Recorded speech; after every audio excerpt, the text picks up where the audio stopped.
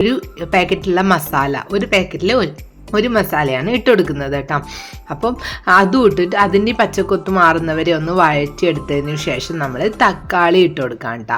തക്കാളി ഇട്ട് കൊടുത്തിട്ട് നന്നായിട്ട് വേവിക്കണം, അടച്ച് വെച്ചിട്ട് വേവിക്കണം. അപ്പോൾ തക്കാളി കുറച്ച് വലുതായിട്ടാട്ടോ ഞാൻ മുറിച്ചത്, കുറച്ചും കൂടി ചെറുതായിട്ട് മുറിക്കാം, അപ്പോൾ പെട്ടെന്നൊന്ന് വെന്ത് കിട്ടും.